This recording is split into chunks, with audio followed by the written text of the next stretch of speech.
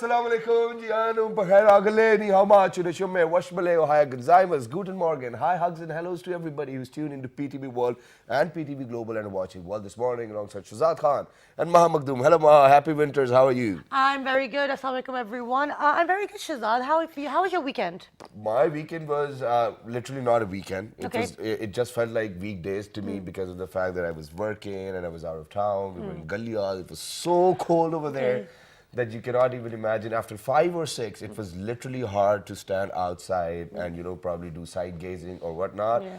And it was 7 degrees centigrade. Okay. You know, I was up in the hills as well. I was by Murray area, but it wasn't that cold there. In Murray, you know, when we were on our way back, so we took the route which came from Murray, and it was like 12 and 13 degrees centigrade. Okay. So we kind of did not feel that it's too cold. Okay. Because we were coming from a temperature which was lesser than that. Okay. But other than that, Maha, you know, the best part about Murray and Nathia Gali and all of these places is that, you know, it is so hard to commute at times because of the winters and then the cold.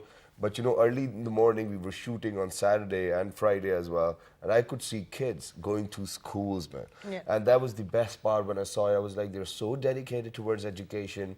Wow, man. Even the weather cannot stop them. Exactly. And, you know, it's actually when you go to these, even over here, when you are driving to work in the mornings, all the mothers and fathers and drivers have parked their cars on the road when they're dropping their kids off. So, you know, everyone is focused on education. Even when I went up to Hunza, the education system, I keep going on about it, but it's so amazing.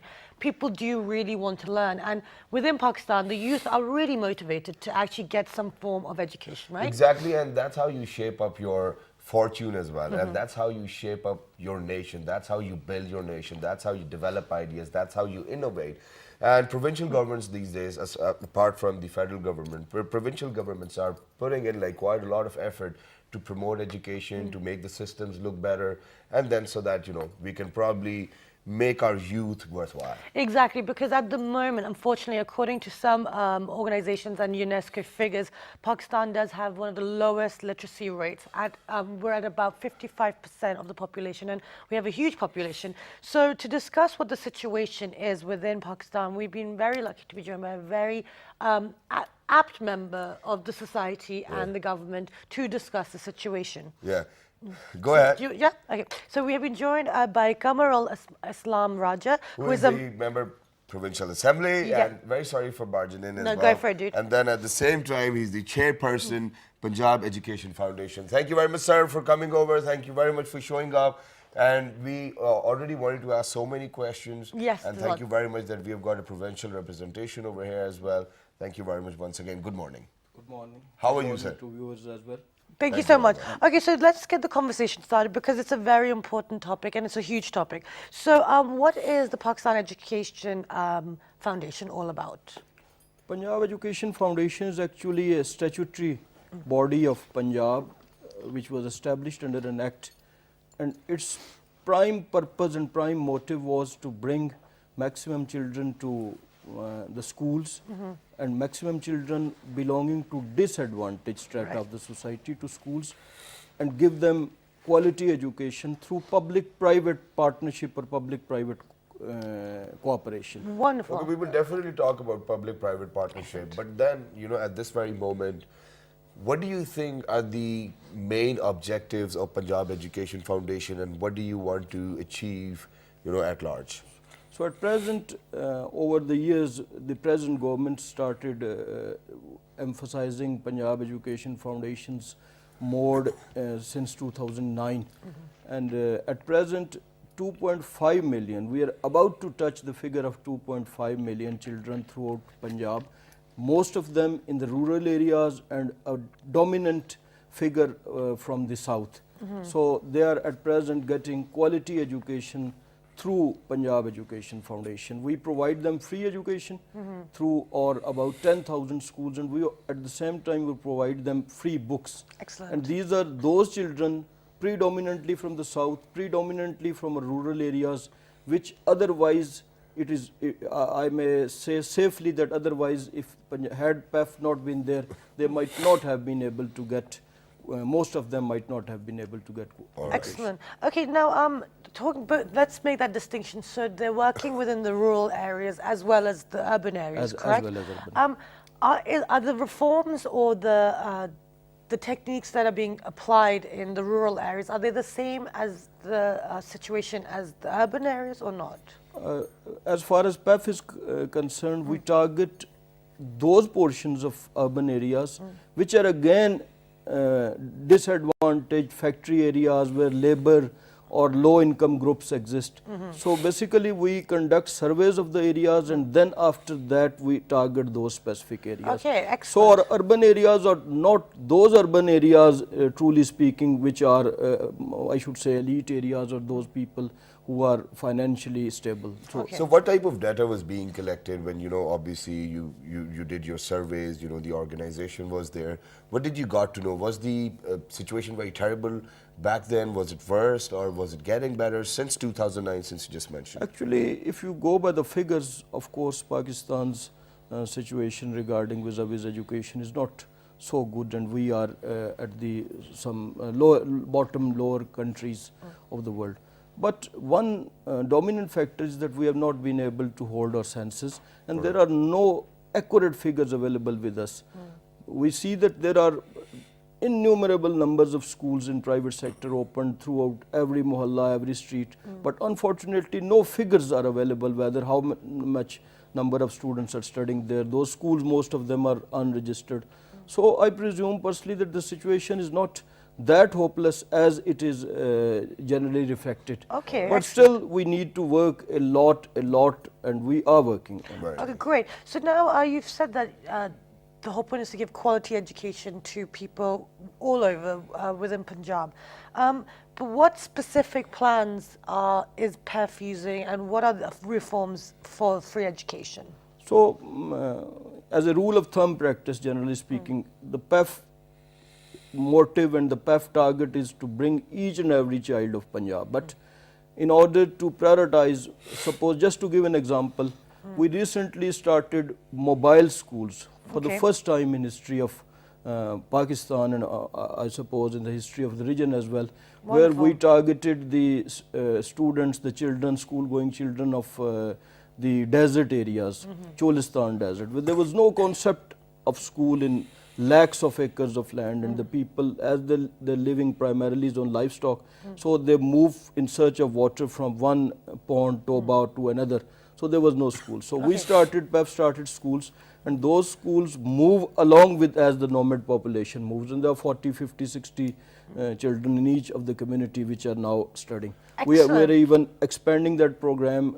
It was a pilot of 12 schools, and in this year we are starting another 50 schools in Cholistan. Then another initiative in Cholistan was our 75 community schools, through which now almost 10,000, 9,000, the figure is above 9,000 girls, students are getting education. And the interesting thing is that the number of girls is almost equal to the boys in an area like Cholistan. So this is that is indeed brilliant, but I would love to expand more on mobile schools. So what is it, and why are we calling it a mobile school? Is it like minivans with teachers in it? And No.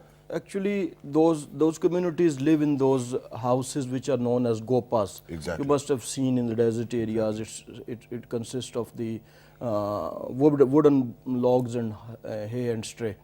So what is the community? We pay for those gopa structures.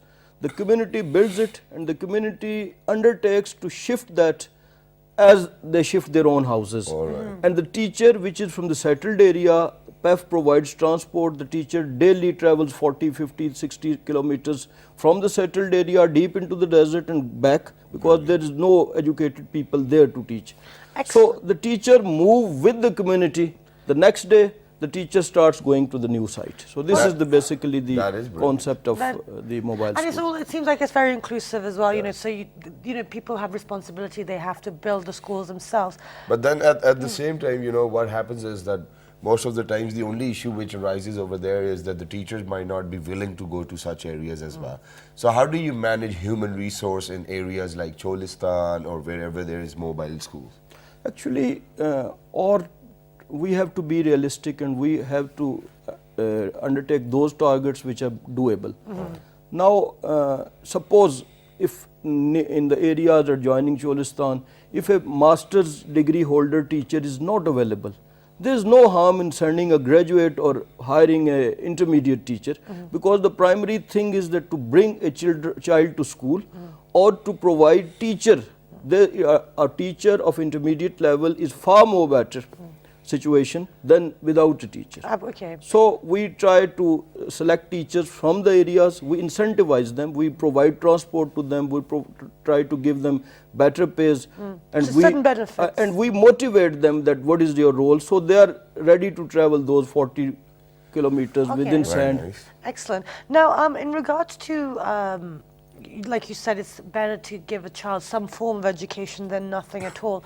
But how do you ensure the quality that, because at the end of the day, it's not just about writing your name down, it's about being able to have a certain level, standard of education as well. It is another very important question, and fortunately PEF is much higher than in talking in terms of quality even as the standards prevalent here in the country. Okay. Just to quote an example, that the minimum passing marks for the PEF schools, for the PEF students is 75%, Really? not 33% as traditionally it is being practiced never here, knew number that. one. Wonderful. Number second is that the PEF, when we evaluate quality, we evaluate quality through third party conduction. Recently, all our tests among our more than 7,000 schools which were tested this year, they were tested through NTS, Okay. which you see that NTS, it's very difficult to get NTS involved in the test conducted in the remotest tehsils Okay. of Punjab, starting from DG Khan's tribal areas. So, and then those papers are marked by another third party. Okay. So it's not that, and we are also subjected to many reports, and PEF is fortunately one of the success stories of this country, and there have been PhDs and researches. Recently I was told by a student that in Stanford University of United States in MBA, they are teaching one subject of PEF as a subject in Masters in Business Administration. Wonderful. Brilliant, that is quite an achievement. And now, I'll come back to where you said that in Cholistan, wherever there are schools, you've got almost the same ratio of boys and girls as students. Now, do you think that PEF actually had to go to their parents and talk to them that, you need to send children to schools, or they already knew the importance of education? Or is PEF working on highlighting the importance of education? I've been our organization, and being the head of that organization, we're working in the remotest areas. There's one negative portrayal of the education conditions in Punjab and Pakistan, and that is that the parents are not willing to send the girls to schools. The situation is not so. All right. The situation is that where the schools are far away from the residences, then the parents are apprehensive, and equally for the boys as well, but more specifically for the girls. But wherever there are schools established and giving quality education, the parents are willing, and I had never experienced some resistance to female girls' education from the parents in any areas, provided you provide the quality education and provided you provide schools. Suppose if the schools are 18 kilometers or 20 kilometers, then it's an issue. But that issue is not specifically for girls, that is for the boys It's not as well. gender specific. They are based on financial constraints and problems, then how to send that girl because it may cost. So it's regarding those issues. Okay, so that's very interesting. That's a new aspect as well. But now we've talked about the quality assurance. But at the end of the day, the show is not just about what everyone else is doing. It's also about the individual and the people living within the community and their responsibility. But how does a PEF work in regards to the public-private partnership? How do people get involved? Can people, external private investors or people interested get involved with You almost stole my words. This is the most interesting question, and I often pay tribute to the forefathers who designed PEF. So the PEF model is that the role of PEF is just like a role of a parent. We don't indulge in brick and mortar. We don't go for construction of schools. We don't go for hiring of HR. We simply pay the fee of the students and tell them to join this school of the community and we'll pay the fee. Excellent. So this is, and in this model, the school owner, private school owner, he is the direct beneficiary or direct sufferer of all the events. For each increase of each student in enrollment, he is beneficiary in the sense that he is going to get fee for more students. So that social mobilization is the integral part of the PEF model. We don't need to go for social mobilization because that school owner, he makes every effort to bring the adjoining children to school because he is the beneficiary. And he has again an X of quality that if he fails, he gets less than 75% marks in the QAT that is to follow every year, then he will be blacklisted or de-affiliated from PEF, and that will be the end of his business as well. So these two things, carrots and stick combined together, is actually the real, I think, the motive and the real force behind the PEF strength. But then It's don't you very think, positive. It's yeah, not it is very positive, but don't you think that, you know, the standards are very high for all those kids who might not even have been to school where they have to score 75% of marks like every time? And if God forbid there might be students who are not able to score 75% of the marks, so then they won't be affiliated with the Punjab Education Foundation, or then what happens? No, it is basically the figures which support this theory either way, whether it is possible or not. The figures support that we have not just limited it to one failure. Suppose if a school gets 70% marks, we wait for the successive exams, and if a school fails twice repeatedly, successively, without any gap, then it is de-affiliated. Okay. So there are out of 7,000, there might be 80 or 90 which fail, and we open substitute schools for those students, because it is primarily this X is for the school owner, not for the students. So the students, obviously we provide another school, we hire or enlist another school in the adjoining area to bring those students to that school instead of that school which did not perform well. That's wonderful. And are you working, that means that you have to work very closely with the children as well, which is really fantastic, because then you can see what's happening on ground level. Yeah. Now what I wanted to ask was that, you know, since we earlier, when we were talking about Cholistan and all of those areas in South Punjab as well, now, the only issue which people might have is related to commuting of their kids from school and back to school as well. Since you're, you know, Punjab Education Foundation, they're paying the fees, they're getting the kids enrolled as well, why not probably come up with this transportation system where there, you know, people are actually facing difficulties, or there are no roads, or there are deserts? Can we do something of that sort as well, or is it under preposition? Actually, the target is to bring children to school. And there are two solutions to it. One solution is that the schools are located at far off areas and to provide transport and bring them to the schools.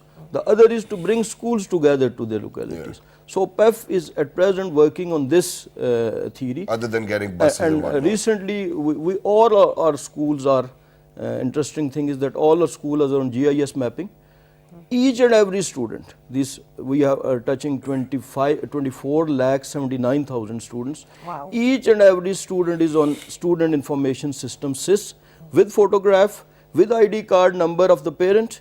So there's no chance of any fake student. Might be some student 2 or 4 are absent from the class on that specific day, but there's no student or no school which are fake, because with the snap or pic of each child. Excellent. And the third thing is that we have identified gaps on GIS mapping where there are no schools, and now about 450 schools are being opened this year in those remote areas where there was no school within a radius of 1 kilometer. That is great and amazing. Excellent. It is indeed. But then at the same time, you have another program with the name of PSS. And you obviously would love to call it PSSP, but I said program earlier as well. We call it for the sake of brevity of time. But actually that program was that there are 53,000 schools in the public sector, school education department run purely by the government, with the buildings were owned and building was constructed by the government, the teachers were hired by the government. Out of those 53,000 schools, 5,000 schools were the lowest performance. we can say the worst of the worst, due to various factors, due to absence of teachers from there, due to the location being at such places where the teachers are not willing to go there. This is a main issue and main problem in education of Punjab, because the schools at the far off places and the teachers belonging to the city, so they don't opt to go there. So the government tried its best to improve their conditions, but it was not successful. So it was decided to hand over those 5,000 lowest performing, you may call it the rotten cherries of that basket, so to PEF. And it's again an interesting and it's again an amazing story of success, that it is perhaps again the largest number of transfer of schools from the government sector to semi-government or an autonomous body. 5,000 schools have been planned. Wow. 2,300 almost have been handed over to PEF since 15th of August through a program which is called as Public School Support Program. And then amazing stories erupted out of it, that the enrollment of those schools, which was traditionally 25 or 30 students there, that improved almost 100% within 3 months. Okay. All right. So there's another story. You know, and that's wonderful, because with these, really bad schools, because you see some of the schools around and they're kind of empty-ish, and you're like, if there's a little bit of manpower and collaboration, then, actually you can fill it up with people. Empty-ish. Empty-ish, That no, was not cool completely today. empty. But going forward as well, apart from the PSSP program, you've also done an education voucher program. So what is that, the voucher scheme? It is the most difficult and the challenging program of Punjab Education Foundation, because it is started first, it culminates from the household survey. There are different yardsticks of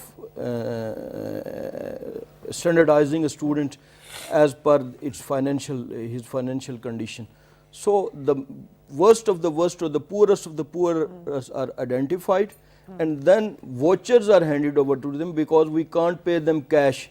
In case of cash, there is an apprehension that parents might use that money for some other immediate needs and might not send the children. So we hand over the vouchers to them, and we ask them to join any school in the adjacent area, and that school basically charges us against those vouchers, and those vouchers are in fact some, you can say, checks or money orders, but not cash. So on account of those vouchers, the students are brought to the school, and this happens for the worst financially speaking students. All right, and while I was reading about the Punjab Education Foundation as well, I read something about quality assurance test. Now, that quality assurance test is about teacher training. Is it about the, probably how the infrastructure is, or is it like general quality assurance test? So the quality assurance test is specifically for the students. All right. Because if you want to gauge the quality or standard of a cook, obviously the food cooked by him will report that what is the standard.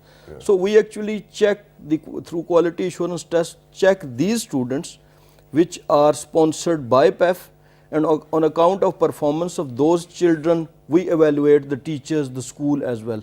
The second thing is that we not only hold quality assurance tests to the students which we are supporting, but even before enlisting those schools for PEF, before sending our children to schools, we hold a pre-QAT for those schools, and only those schools who pass this QAT, then we enroll them with PEF. And then what about different teacher training programs, because they are necessary as well? We have a full-fledged directorate throughout Punjab, which is called the Continuous Professional Development Program, CPDP, and we hold trainings of the entire school teachers in groups, in clusters, in camp-based training. There is one training in which our trainers remain there for 1 week, and there is one training in which our trainer or master trainer remains in that school for 1 year. Oh wow. Throughout, he is posted there for 1 year, and the identified weaknesses, maybe in physics, maybe in mathematics, we send that particular subject specialist to that school for 1 full year. Wonderful. But most of our trainings are week-based or 3 days trainings in form of a clusters where 8 to 10 schools join the training there in the cluster. And That's then within wonderful. and then within Punjab Education Foundation and all of those schools which are obviously on your list, are you planning to move on towards universities as well and have universities in those areas where it is very hard for people, first of all, to have a university over there, and then obviously you might even be planning on building or developing a university in an area where there is larger population but they do not have a university within their local area, and then they have to travel from all of those areas to probably places like Islamabad, Lahore, Karachi and all of those cities where there are universities. Obviously, this should be the ideal state, and this should be. But at present, our main emphasis is on education, which is also constitutionally, as per our constitutional provision. The state is to provide compulsory and free education from 5 to 16. So, at present, our emphasis is up till matriculate level. And then there are obviously the higher education department. Now recently we are establishing, Government of Punjab, a knowledge park where all international universities have signed their MOU with the government. We are providing them space, we are providing them all facilities for the international reputed universities to come to Punjab and work here. So in the university level there are separate initiatives, but PEF's initiatives are limited to school going children from 5 to 16. Okay, wonderful. Thank you, and that's the perfect note to end on. Thank you so much for your time, and best of luck, and thank you for sharing what PEF is doing within Punjab. And thank you for bringing all PEF initiatives to the knowledge of viewers. Thank you so much. And we look forward to hearing the future programs that PEF do. But with that, like Shahzad said at the beginning of the show, that with education can only we go forward with our youth and evolve and kind of prosper. Exactly, and with this, ladies and gentlemen, we're going for a short break. Don't go anywhere, because when we come back, we'll let you know what to do in winters because it's getting too cold. Let's take a break. Good morning.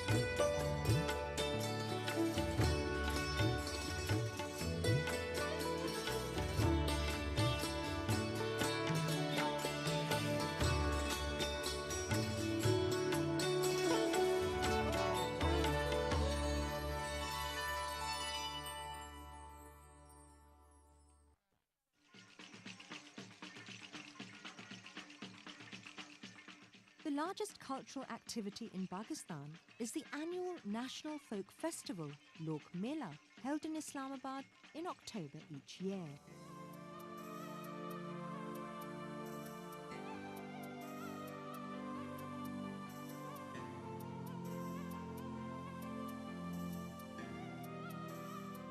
Over the past 2 decades, this festival has taken on an international flavour, and more than 20 different countries have sent their artisans and performers to participate in the festival. Nationally, the festival has become a thing of pride for artisans and performers who come on their own to participate.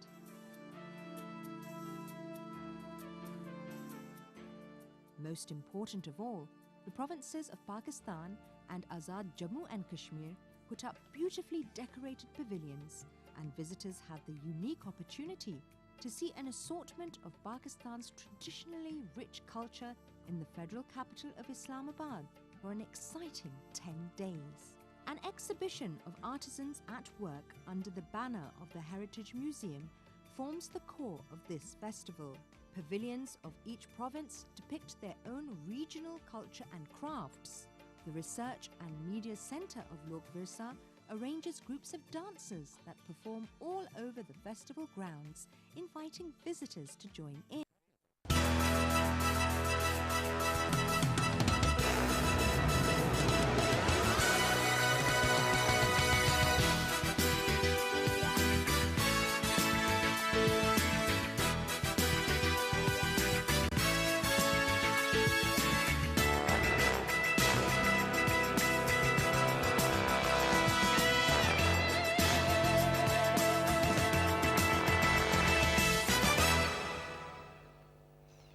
Welcome back, everyone. And I totally forgot what the plan was. I'm so sorry. But welcome back, everyone. And before the break, we were talking about the Punjab Education Foundation. Exactly. And ladies and gentlemen, it's not just about Punjab Education Foundation at large. It is definitely about education. That's what makes, probably gives us doctors. That's what gives us engineers. That's what gives us GD pilots. That's what gives us commercial pilots. That's what gives us musicians. That's what gives us fashion designers. And since it's winter, so what we've done today is that we've got somebody who's actually done a fashion designer degree as well. She's a fashion designer. She's new to the industry. Well, not relatively new because it's her 3rd year. A very pretty lady. Let's see what the trends will be for winters in her or probably on her terms. Yeah, exactly. So we've been joined by Bakhtawar Fatima, who is a fashion designer. Assalamu alaikum. Hello, thank you for joining us today. Okay, so Bakhtawar, tell us a little bit about your fashion Ventures. Yeah, inspirational. Yeah. I was always interested in the fashion designing till my childhood. It's my passion. You can say that it's my passion in my fashion industry, in my fashion. So it's related to my hobbies, my interest in art and painting and drawing. So that's why I chose this. Excellent. And what kind of stuff do you create? Different kind of stuff we used. It's depend on the weather. We work on the weather according to the weather. It's winter, so we use winter stuff, and it's summer, so we use summer. No, but- So accordingly. Yeah, but I think Maha was trying to ask that, what type of stuff do you make? Do you make like traditional shalwar kameez? Do you make It's mix. All right. It's, So you guys make like traditional, everything? Yeah, everything we made. Okay, All right, and well, I should have checked this before we went for break, but hopefully we should have some images, hopefully. Exactly. At Well, some we can point. ask our producer whether we have images or not. Do you have a Facebook fan page? Yeah. Or something of that sort? Cool. And it is with the name of Bakhtawar Fatima? It's my brand name is Quresha by Bakhtawar. Quresha by Bakhtawar. So Yeah. if you can do it very quickly, just log on to that page so that we can show our work as well. Yep. So it's winters now. What do you think, What's the which fashion? which colors first of all, because I always like to wear like bright colors, but then at the same time when it's winters, they do not really look very bright. So then what are your recommendations on that? I think fashion is about self-expression, because when you stand out from a crowd, Yeah. because of clothes you wear, clothing is a personal expression. Okay. Means it's clothing is a way to express your showing your personality for a lot of people. Yeah, we've always said that as well. Yeah. So you choose which color you choose which suit on your personality, and according to the winter, you can wear dark colors. So right now, at the moment, it's okay. In regards to, it's okay. Don't worry, we're doing really well today. So in regards to the color schemes, it depends on your personality. But right now in fashion, there are certain specific colors that are that are trending. So within Pakistan, what colors are we going to be seeing a lot of? Like in your collection, what colors are you using? Colors may be used in wedding season. So very colors are used. Red colors are very common in wedding season, and the other is party wear is depend on the client, what clients say about their color or work on the fabric. Right. Yeah, but you know, whenever it's the weddings or probably the wedding season within winter season, it's not really necessary for women to wear like all of those clothes which will make them feel warm. And this is something which I've experienced myself. You know, it's December and it's a wedding. You walk into it, half sleeves probably, sleeveless. sleeveless. And Yeah, you're like, oh my because- God, man, these women, do they even feel a bit cold? No, because inside there's heaters Yeah. and shawls. But then they're still shivering.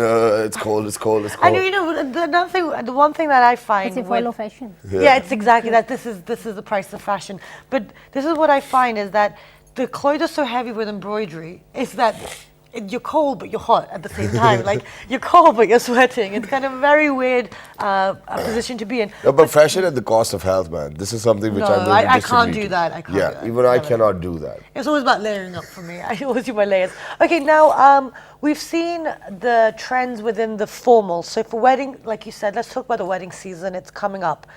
I've seen the different trends of short kamises, short shirts with the flared trousers, but I've also seen the gowns still. Some people are still wearing those. So what is actually in fashion now? Is it both or short shirts are better? Yeah, it's a short shirt with the trouser pants with Okay. the Yeah. with sharara. Okay. And sharara is very common in now in wedding season. Okay. And trouser pants, short shirts, everything is. But But you it's know, not the sure other it's day, back in probably, fashion, probably, so- you know, my fashion sense in terms of women might be very haywired, but there was a very Just women? no, this thing was very different for me to see, and that was like a What? tulip trouser, or I don't know what The it is. tulip shalwar. Shalwar. Yeah, I don't know what it is, but it's open from here, and it's like Like a lower tulip. in length from the backside. That's what you call a tulip. Yeah, no, yeah, because it's shaped like a tulip, so it's like. But it looks so disturbing, though. Does it? Okay, see, this is Yeah, the because thing. we haven't seen it like that. It's like when they had the really short kamises with the, you know, like Yeah. with the Tulip. shalwar. It's like that Shalwar, you've yeah. turned your shalwar, you know, the other way around, and then you You don't pulled like it up. it then? I know, I don't like it. Okay, I mean, I think certain people can pull it off, and with certain outfits it looks good, but I don't think everyone. It's for can. slimmer people, though. Yeah. I mean, it's not for people who are actually fat Fatty or- from this part of their body, and because you know it's a tulip, it's going to go neck down, and from the bottom you see that you know the person is not even existent enough, and when you move up, you're like, oh my God, why are you doing this to yourself? No, but I wonder. It's just no, but I sorry. want to know that just the new, yeah. Yeah, like you said, you should dress according to your personality, your body shape, etc. But for men, I've Skinny never, jeans, right? I knew that you were going to pick up on that as well. They are disturbing for women. I know No, that. it depends. It really Yeah. depends. But for men, what I was going to actually build upon the shalwar thing, why doesn't the shalwar for men change? Yeah, Why is no, it always it there? does It change. does? I mean, we do have Balochi shalwars as well. At times, you But know. that's more than that's more provincial, right? And you know, back in the days, you know, shalwar kameez fashion was of such sort that people, if they're wearing like kameez, they won't wear a shalwar. And if they're wearing a shalwar, they won't wear a kameez. I mean, in rural areas, that's how it used to work. That's how I've seen it. So it's a different Dhoti fashion as sense. well, right? Yeah, dhoti, yeah. And I used to wear dhoti as well. Very I think cool. I'll probably do it in one of the shows Oh in yeah, the coming that'd be days. awesome. Do that. That's of course very nice outfit. Okay, so now, so basically, with your design, with your work, sorry, we're talking about shalwars, and it's quite funny. Now, going forward, what would you like to do within the fashion industry? Are you going to specialize with formal wear? Are you going to branch into casual? What's your specialization? It's mixed. Yep. And It's you're going a- to stick to mix. Yeah, it's mixed. It's ready to wear. It's formal. It's semi-formal. Okay. All Excellent. kind of And what dresses is are the name of available. your website again? Croatia by Bakhtawar Fatima, my Facebook page. Okay, great. So if you guys do want to check it out, do check that out. No, But Shazad, like, yeah. you go. One or two last things, and that is that, you know, do you have a franchise somewhere? Do you have like an outlet, or people can only order it online? And then, you know, what is the process? And then, are you like very costly, since, you know, you No, it's label not very yourself as a costly, designer? It's very Reasonable. prices. So it's only my Facebook page is available, and you can order or messages us, and inshallah very soon we make a plan to open a brand. All right, very nice. And then, you know, do you get like, when you get orders, obviously you have to go for the measurements as well, and then you, how do you make sure? So what, you have to travel, or they have to text in their measurements? Because if it's all about texting, I don't think that the fitting will be right enough. And that's what women are most worried about. How do you do the fitting?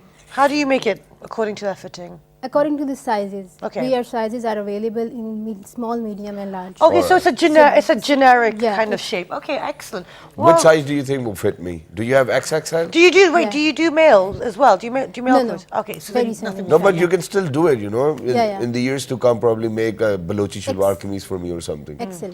Yeah, excel. According to Extra your large. height. Yeah, I know. I thought You I have was. what size? I think all my life I was double XL, but then No, she I said think, XL. but I think in Pakistan, I think it really does vary because, like, you know, over here sizes are Yeah, different. the British size is different, the American is size is different, different. Pakistani is European. totally different. And you know, the online sizes, they Oh, are disturbingly gosh. different. If you order something online, you know, it'll make you look like as if, you know, it's going to be too kulli and, you know, whatnot. And as soon as you get it, it's probably till here. That's so true. Yeah, this has happened to me. Yeah. But you still wore it though, didn't you? No, I tried Even it. though, of course It you just did. didn't work. No, exactly. And the thing is, when you do order online and you can't send it back because by the time it gets from abroad, the time period to return it's finished. So do be careful when you are ordering online. And if you want any information about anything we've talked about today, do log on to our Facebook fan page, Which is with the name of World This Morning. our Twitter page, World This Morning without a G. our Daily Motion and YouTube page, World This Morning once and again. the repeat is 5 that. past 11 p.m. Have a wonderful day, and we will see you bright and early tomorrow. Till the next time, 1, 2, 3. Good morning. Thank you very much. Thank you.